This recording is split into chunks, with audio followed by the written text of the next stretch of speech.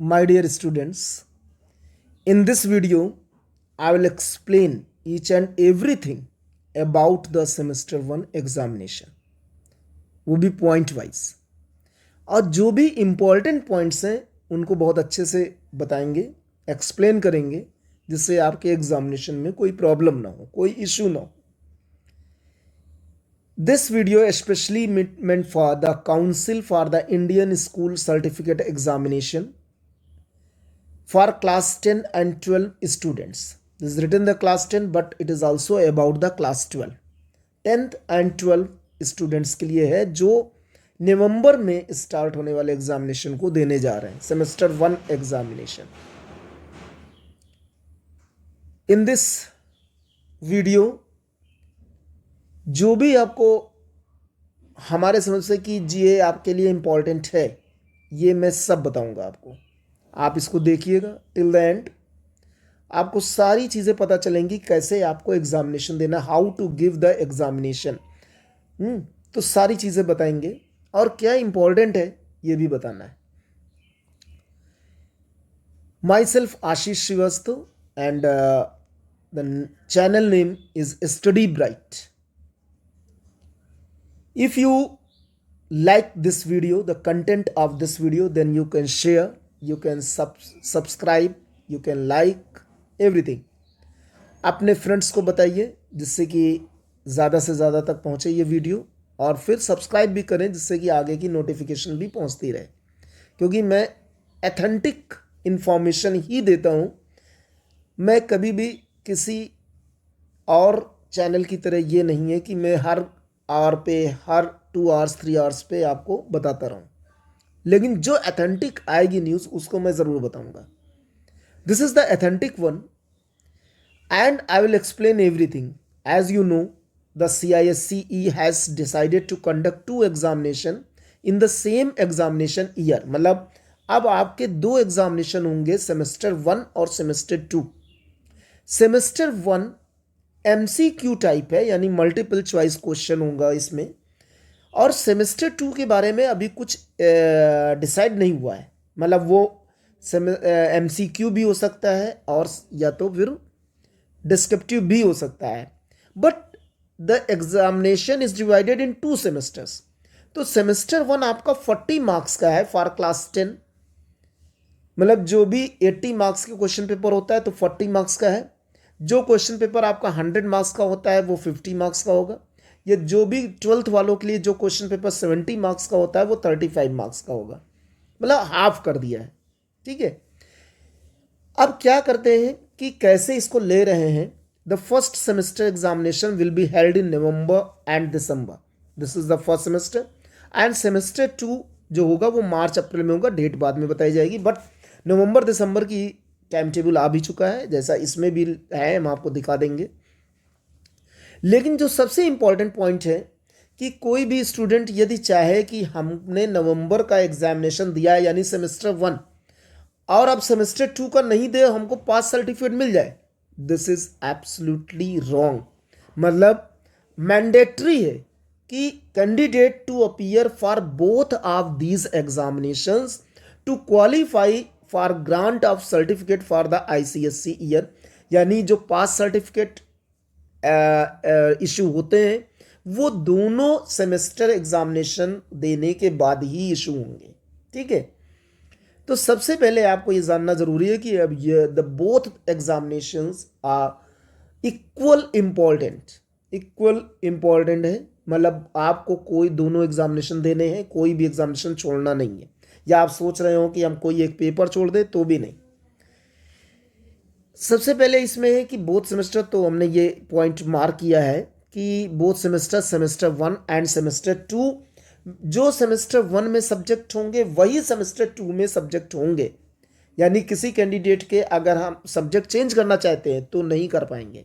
मतलब जो आपने सेमेस्टर 1 में दे रहे हैं वही सब्जेक्ट आपको सेमेस्टर 2 में देना है. देन अदर पॉइंट, कैंडिडेट्स जो एडमिट कार्ड मिलेगा आपके स्कूल से मिलेगा, वो सब एक मतलब जनरल चीज़ है. आपको रूम में, मतलब एग्जामिनेशन हॉल या रूम में 5 मिनट्स पहले या 10 मिनट्स पहले पहुंचना है.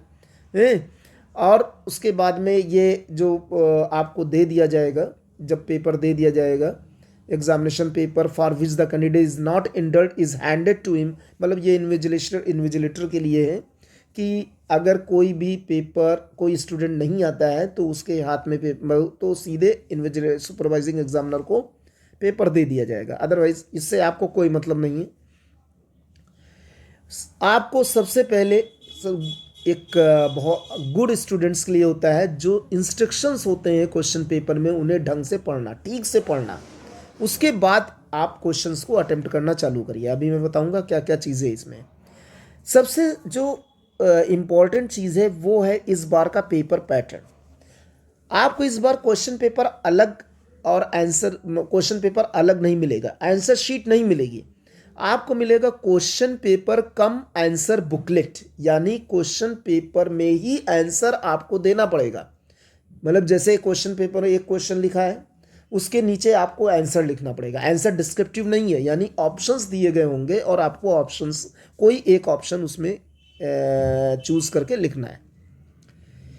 तो ये क्वेश्चन पेपर ऑन जो लिखा हुआ है cum answer booklet, this is very important, this is the different thing from the others year, past years जो भी है, क्योंकि पहले ऐसे होते नहीं थे, ये कॉम्पिटिटिव एग्जामिनेशन में होते हैं, उसी तरह से कुछ बनाया गया है।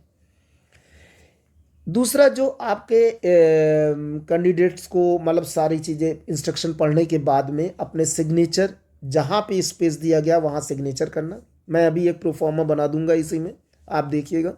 अपनी यूनिक आईडी, अपना इंडेक्स नंबर लिखना है on the top of the sheet of the question paper cum answer booklet में। All entries in the question paper cum answer booklet must be made with black और blue ink pen only. Black या blue ink pen से ही आपको भरना है। मतलब कभी कभी हमने देखा बच्चों का, स्टूडेंट्स का पेंसिल से कर देते हैं, तो पेंसिल से नहीं करना है, ब्लैक इंक और ब्लू इंक, उन दोनों से आपको चाहे जो भी एंट्रीज है फिल करनी है, इन्हीं से फिल करनी है।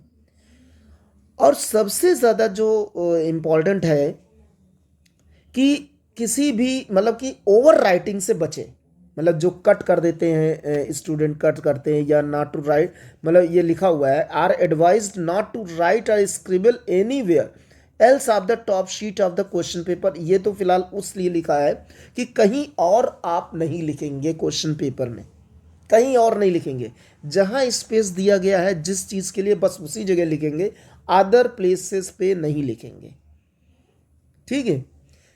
दूसरा जो सबसे अच्छी चीज क्या है, वैसे भी पहले भी मिलता था हर पेपर में, आपको इस बार 5 मिनट्स कम कर दिया गया है। जो क्वेश्चन पेपर सॉल्व करने का है उससे आपको 10 मिनट पहले, 10 मिनट्स बिफोर आपको क्वेश्चन पेपर मिलेगा रीडिंग के लिए, फॉर रीडिंग द क्वेश्चंस, ठीक है।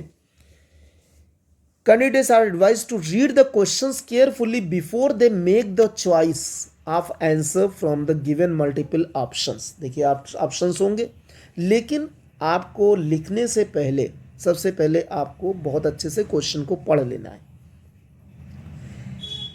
इस अगर कोई कैलकुलेशन है या कोई भी चीज़ है तो उसमें आप एक रफ शीट लगी होगी, उसी रफ शीट में लगना है।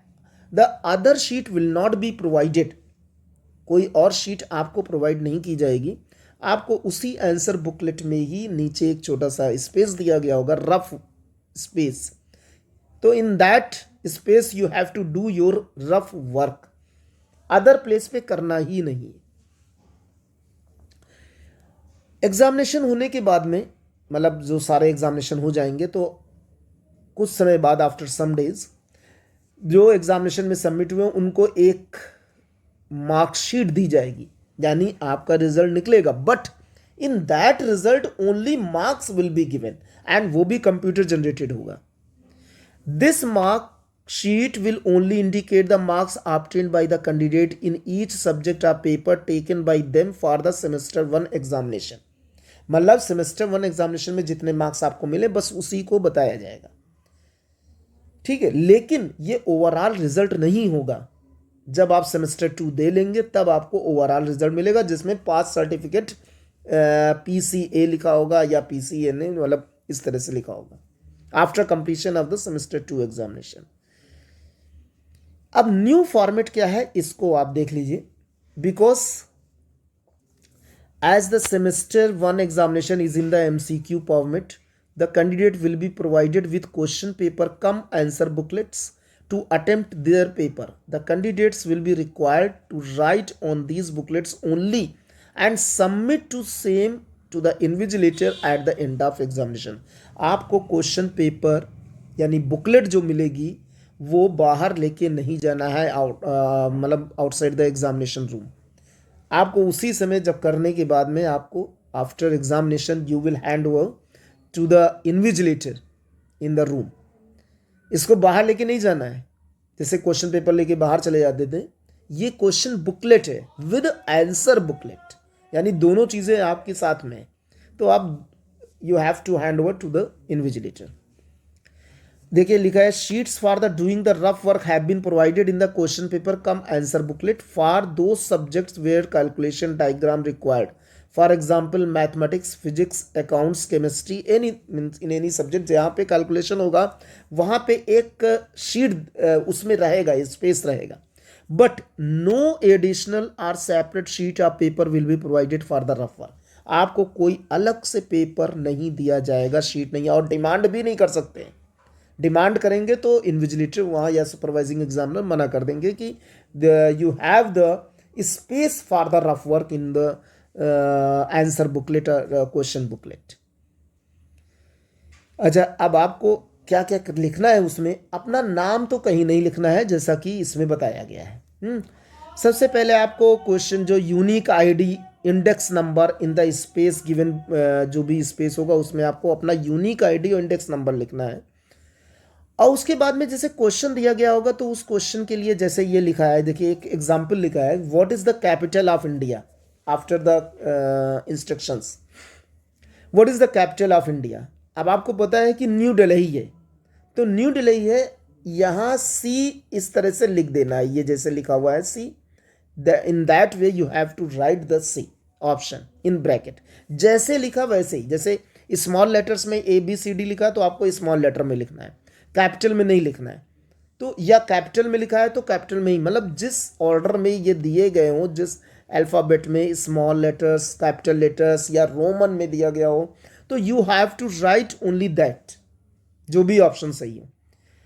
You will not write more than one option. अगर आपने एक से ज़्यादा ऑप्शन लिखे तो वो इनवैलिड माना जाएगा। आपने यदि ओवर राइट किया ऑप्शन को तो भी इनवैलिड माना जाएगा। इसमें साफ साफ लिखा है the selected choice of answer must be clearly written in the space provided.